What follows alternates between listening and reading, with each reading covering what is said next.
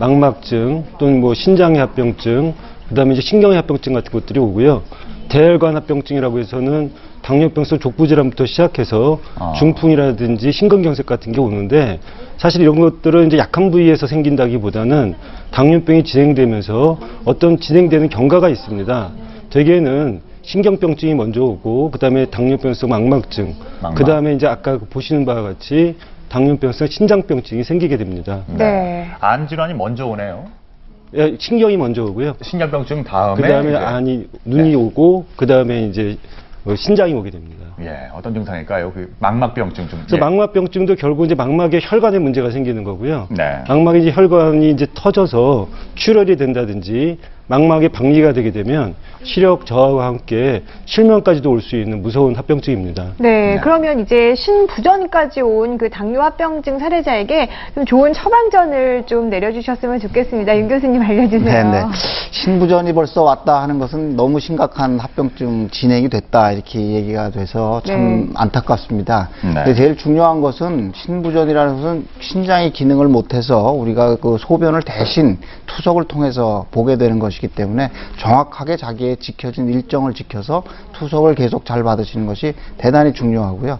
소변을 계속 보는 것이 아니라 투석을 통해서 한꺼번에 하기 때문에 짠 음식 등을 드시게 되면 이 뭐 여러 가지 몸에 물이 차게 되니까 그러나 짠 음식들을 조심하셔야 되고, 더 중요한 것은 이런 병들, 많이 심한 합병증이 안 오도록 예방하는 것이 중요하기 때문에 늘 항상 기록하고 주치의와 상의하고 한번 내가 잘못한 일은 다시 잘못하지 않는 그런 습관을 들이는 것이 더 중요하겠습니다. 네, 갖가지 이제 방법들을 동원했는데도 불구하고 혈당 관리가 안 되는 경우, 이럴 적엔 뭐 수술요법도 사용할 수 있나요? 네, 몇 년 전부터 이제 새로운 요법이 소개가 됐습니다. 위에서 좀 소장을 거쳐서 대장으로 우리가 음식이 소화되게 되는데, 그것을 그냥 위와 소장 말단부를 직접 연결해 버려서 음식이 그냥 통과해버려 나가기 때문에 살이 많이 줄면서 당뇨가 없어지는 그런 그 치료법들이 이제 새로 개발이 됐습니다. 단 이 치료는 굉장히 비만한 분들한테는 굉장히 효과가 있다 하는 것들이 많은 연구를 통해서 알려져 있는데, 그리 뚱뚱하지 않은 분도 그럼 이걸 하면 당뇨병이 되느냐, 여기에 대해서는 앞으로 연구가 좀 더 필요한 것이기 때문에 너무 성급하지 않으셨으면 좋겠습니다.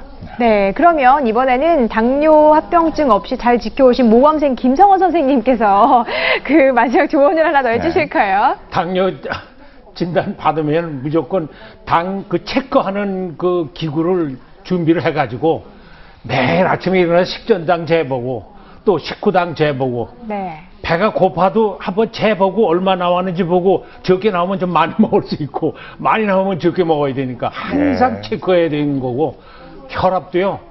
혈압 측정기 하나 준비해가지고 수시로 재보면 마음이 또 편안해지더라고요. 그러네요. 알겠습니다. 꼼꼼하고 부지런해야게 되는군요. 예. 자, 궁금증 상자 열어보겠습니다. 또 한 분은 한번 소개해드릴게요. 대구광역시 수성동의 김지연 씨입니다. 대사증후군이라고 합니다. 탄수화물을 최대한 먹지 말라고 하는데 밥을 안 먹고 살 수는 없잖아요. 먹어도 되는 탄수화물이 있으면 알려주시죠. 이렇게 물어보셨습니다. 안 박사님. 사실 이제 우리가 탄수화물이 문제가 되는 것은 급격한 포도당의 상승 때문에 그렇습니다. 따라서 이제 그 설탕이라든지 꿀, 물엿 같은 단순당이 들어있는 탄수화물보다는 현미밥이라든지 잡곡밥 같은 복합 당질의 탄수화물을 섭취하는 건 괜찮습니다. 그리고 또 그 식이 섬유를 갖다가 야채 같은 것들을 많이 섭취하는 게 중요하고요. 무엇을 드시냐보다는 식습관을 갖다가 잘 갖는 게 중요합니다. 그러니까 식사의 정규성이라고 해서 항상 정해진 시간에 정해진 양을 드시는 게 중요하고, 특히 트랜스 지방이나 액상 같은 인스턴트 식품을 피하고, 그다음에 이제 늘 운동하고 이런 것들이 필요할 것 같습니다. 네, 자 그러면 다음 궁금증 하나 더 열어볼게요. 네. 자, 이번에는 인천광역시 남구 용현동에서 조철진 씨가 보내주신 사연인데요. 고혈압 약을 계속해서 복용을 하면 성기능이 떨어진다고 하던데 혹시 정말인가요? 하셨습니다. 예, 예전엔 혈압약이 별로 없었잖아요. 그래서 이뇨제나 베타 차단제를 한 가지 그냥 과량으로 복용하게 되면 부작용이 많이 나타나요. 그 중에 하나가 발기부전인데, 요즘에는 이제 여러 가지 약제를 같이 쓰기 때문에 그런 부작용이 거의 없고요.